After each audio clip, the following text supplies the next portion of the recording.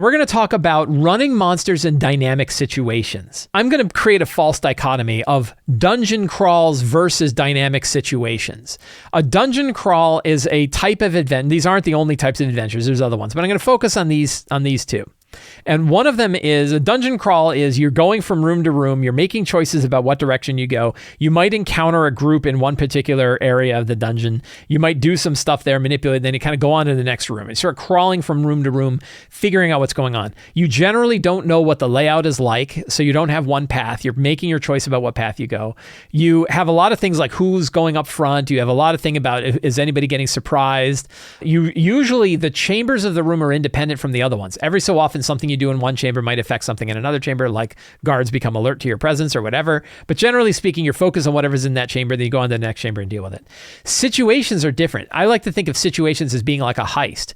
You generally know what the layout of the location is like. Not always, or maybe not all of it, but generally speaking, you know what this thing is. You're going into a manor and you're trying to recover a prisoner who's being kept up in the attic or something like that.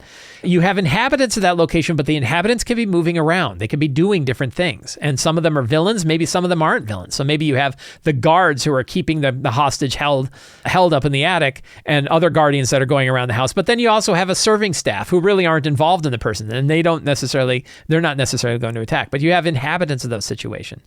You have the goal, you have the inhabitants, you have the location itself, like this old creepy manor with many different floors. And again, maybe you know about all of it. Maybe some, like the subcellars, you don't know about the secret tunnels in the subcellars. You don't know about them. And you might have some complications. What are the ways that this thing might go, or what are complications that could occur that change up the environment once the characters go in? And that's because if you don't have a complication, then the players will come together with their plan and then start to enact their plan. And maybe it just works exactly as they plan. That's not super exciting. You want usually something in there to kind of change things up so that they have to change their approach. So I'm calling these like dynamic situations. You could call them just situations. You could call them heists, even though it's not always about stealing something. They're just these sort of situations where you have a clear goal, you have a clear location where it's taking place, where the characters tend to know what's going on there. You have a bunch of inhabitants that are kind of moving around from place to place, and you have these complications. So one of the tricky bits with this is knowing as a GM how the creatures should be reacting, particularly hostile creatures, but maybe not even hostile creatures, how they should be reacting to the ongoing situation that's occurring. And the reason why that is kind of a tricky thing to handle is because you don't necessarily know the approach that the characters are going to take. So I wanted to look at one of these situations and kind of use it as an example for how to think about this kind of thing. So in my Empire of the Ghouls game, there is a ghoulish warship called the Phantom. And the Phantom was run by a bunch of Darakul, and they were using it to bring a bunch of humanoid prisoners over to the pure city of Vandakul, where they are going to be eaten, because they are ghouls after all. So they're piling on a bunch of prisoners onto this boat. They are charming them using a rod of rulership to keep them so that they're just like, oh, hey, this is going to be great. So they use a rod of rulership so they don't have to beat them down or chain them up. They just say, hey, don't you want to come with us? Oh, yeah, we love it. We'll come on board. So, and then they're bringing them over to the city of Vandakul. The characters need to get over to the city of Vandakul. That's their goal, get to the city of Vandakul. But when they looked at what was going on, they said, we also want to rescue those prisoners. There's 36 people on there. We don't want them to be eaten by ghouls. So let's do what we can to try to stop that. So they had sort of a main goal, which is get over to the pure city of Vandakul, and a secondary goal of rescue the prisoners aboard the Phantom. And when I set this up, this is a really excellent, if you're looking for ship maps that you want to use at your table. Paizo, as part of their Pathfinder flip map collection, has a bunch of different ones, but this is one that I really love. This is actually a double-sided map. It's side one on one side, side two on the other, and it is a great big, bigger than the normal size poster map that has a 5-deck ship, 3-mast, 5-deck, 4-mast, 3-mast, 5-deck ship. On it that I think is just really, really cool. And it's perfect for a situation like this. Great big ship. You can almost do it as a dungeon crawl. It's so big that you could run this as a dungeon crawl. And I think it's even bigger than 5 decks. 1, 2, 3, it's 6. I think it's 6 decks. It's really, really big. And so when I was setting this up, I had the map. I knew what the ship looked like. What I actually did, and I would recommend this, particularly if you're running a game where you're doing it in person, is I took these pictures with my phone and then I printed them out in black and white on sheets of paper, and I took a Sharpie and I wrote my own notes right on the map of the ship. So that way I had my key that I took from this one and I was able to use it right at the table. And I said, well, where are the prisoners being kept? And where are the guards? And where are the Darkhool captain? And it was like you had the Darkhool captain. Darkhools are like super intelligent ghouls, or they're intelligent ghouls. I had a Darkhool necromancer. I had a Darkhool enchanter. Those are like the three main boss sort of characters: a CR10 captain, a CR8 necromancer, and a CR8 enchanter. And then I had a bunch of Darkhool who were like CR4. And then I had about a dozen ghoul deckhands, and they were CR2s, and they all had masks on so they wouldn't eat the prisoners, because ghouls are not super intelligent. You can order them to do certain things, but generally speaking, they're not very intelligent, and they would go and eat the prisoners if you didn't stop them. And then I had some other things, like the necromancer had a couple of bone golems. I did feel like that's a whole lot of undead, and like a couple of turn undeads would just get rid of all of them. So I said, how about some bone golems that aren't undead? They're constructs, but they're run by the necromancer. The necromancer built these bone guardians that he has with him. And then they had these things called ghoul steeds, which are like really weird mutated ghouls that they can ride on like horses. And there was 3 of those on there. So I had a bunch of different guys. But if you think about it, monster-wise, it was like a dozen ghouls, a half dozen Darkhool. I think it's going to end up being more than a half dozen Darkhool. I think I'm going to add a few. And then 3 bosses, the 3 ghoul steeds, and the 2 bone constructs, bone guardians. That's a lot of monster, right? That's way, way higher than the challenge rating of the characters, right? That's way above it. But I knew that they're all around the ship, that all these guys are around the ship, that about half the ghouls at any given time are below deck, the other half are kind of up on the top deck, and that the bone guardians are down below. The ghoul steeds are in their pens down in the ship below.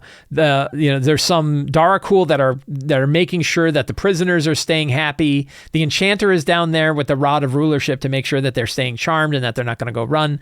So I had this idea of where the inhabitants are. And then there's this question, okay, when the characters actually start to get involved, then what? What do we do? And one of the key things is that while if you were to look at the list of monsters that were here, a dozen ghouls, maybe 9 Darkhool, 3 Darkhool bosses, 3 ghoul steeds, 2 bone golems, that if they were all going to get attacked at the same time, if they were going to fight all of that group at once, they'd just get killed. It's way too many. But they're all spread across the ship. So then you have to say to yourself, when the characters get involved, well, given the circumstances, which ones of these creatures would be where? The ghoul steeds are still going to be down below. They're not going to be up above. Same thing with the bone guardians. They're probably down below as well.